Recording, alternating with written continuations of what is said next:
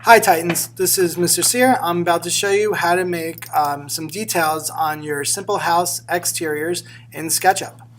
Now I'm going to show you how to add some things to the house, like for example doors and windows. So we want this, although we don't want it, we're not going to actually type in a number for the dimensions. We're going to what's called eyeball it, but we want it to not be this tall because a two-floor door doesn't make much sense. So we just make a rectangle that looks about right, tap it in a little bit to 3D to give it that 3D feel. And windows are pretty much the same. I'm going to go to my second floor to make my first window. I'm eyeballing it. And before I tap this one in, however, I'm going to use my selection tool and the shift key to grab all the lines that create it. And then I'm going to let go of the shift key and use my alt button and my move tool to duplicate that window so that all my windows for each room are the same. Okay, so that's, and I'm again eyeballing it. I'm not measuring exactly how far apart they are.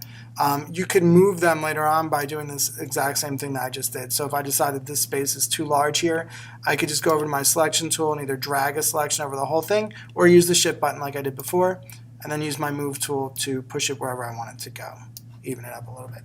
All right, so I could do that on my own. I'm not going to make you watch that. I'm going to select off the window. I'm going to select the ground right here, so I'm not selecting anything.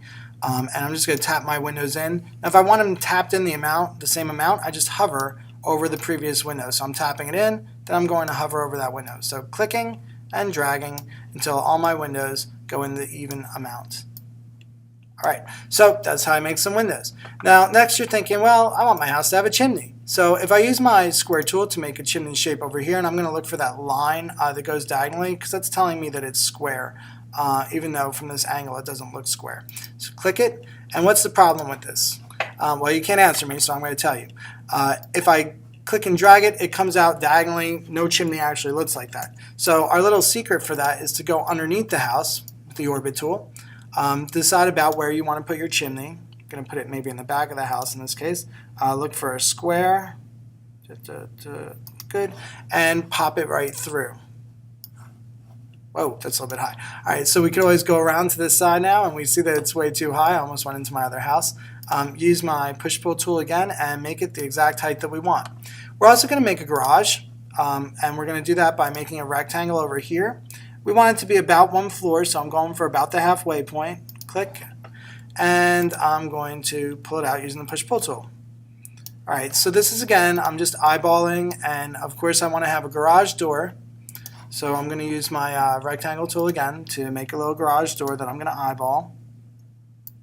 Tap it in a little bit. If I really want to make it look like a garage door, I might zoom in, orbit a little bit so I could see both interior sides. That's this, and just use my pencil tool to kind of draw some lines from here to here. Notice that I'm making sure they're straight by the fact that they're colored. That means that they're parallel to one of our parallel to one of our axes. If you need a review as to what axes are, there are these three lines right here that indicate width, height, and depth. All right, so let me orbit this a little bit. And I'm going to make a different kind of roof on my garage. I'm going to use the arch tool to do it. I'm going to pick my arch up a little bit and drag it. Again, no measurements were made. And I'm going to hover to this back edge so I know it's flush with the back edge in the back.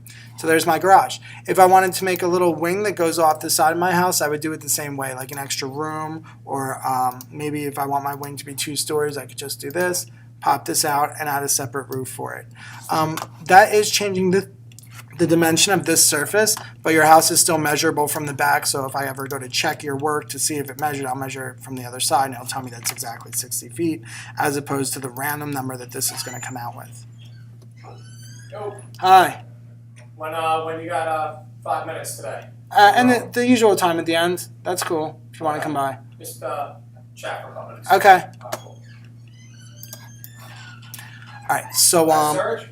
yeah. What's up, Serge? How you doing, pal? Another quick way to make a roof is finding the midpoint here. I'm going to make another different kind of roof just because this is a different kind of space.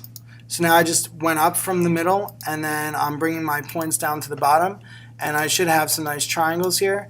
I'm going to go in tight and erase that line there. So then when I pull this in, close my door please, Gerardo, I'm in the middle of a video. Oh, Thanks. You're okay. I didn't close it all the way, so the next kid will come right back in.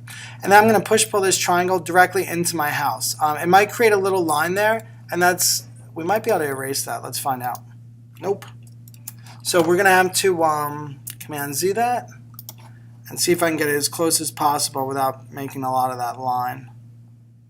Okay. If I push it through the other side, it's going to create a different problem. So I'm just going to draw the rest of the line that indicates that that's the roof anyway, and it looks fairly natural now. All right, so that got you started on how to do many things with my house. I'm just going to do a couple more quick details, like maybe a set of solar panels can go across the roof here. Now they can be diagonal because obviously we want them to be the same position as the roof. So now I just might find my midpoints here and my midpoints here to separate my 4 solar panel set. And they're already looking kind of solar-y. They just need to be painted, but we could work on coloring later with textures and color. All right, I also want to build a back deck. So I'm going to quickly use my rectangle tool, draw out something that looks like it's about midway, so it's, again, in between floors. Pop that out. I'm going to flip this over, and we can see my chimney hiding in there. Hopefully Santa's not stuck in there or anything. And I'm going to use this line tool to establish one, and again it's red, parallel line, and just bring this down. Okay, and I'm going to hover over here so it comes down the same amount, and that way I know that it's flush with the ground. Okay, so now that the thing that's supporting the deck is rather obnoxious, so I'm going to just use my rectangle tool, and I'm going to eyeball this, which means I'm not measuring. And I'm going to push it through by hovering over there, and sometimes it doesn't go all the way through. The reason for that is that if I were to go underneath it, you'd see that these are not lined up. So in this case, I'm just going to select it with the selection tool, press the delete button, and do the same thing with the line over here. And I could also have used my eraser tool on that line. All right, so now it's a beautiful deck, but no one can get on it. Needs a door. Make a quick glass door right over here, high enough for people to get through. Find my midpoints to make it a double door.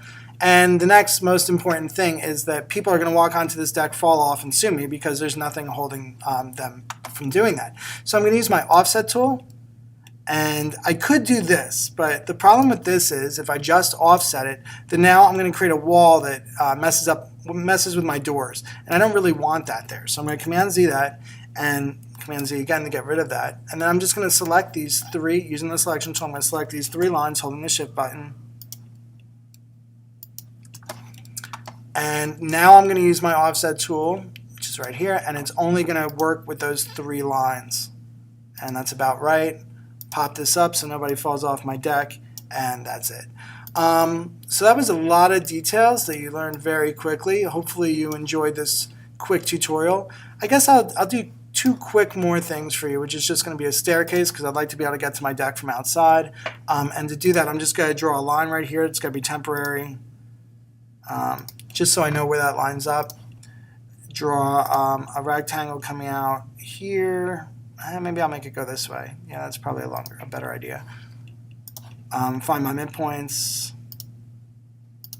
Find my midpoints again. I'm going to have about 8 stairs.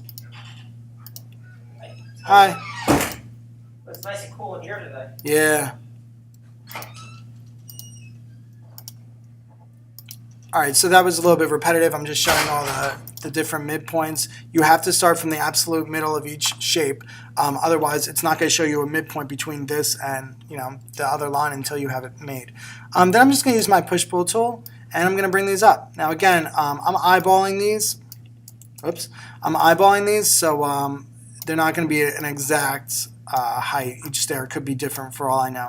If I wanted to, I could type in dimensions as I'm push-pulling, but in this case, I don't feel that it's necessary. All right, now we just got to get in there. That'd be good. Whoops. You're killing me, wall.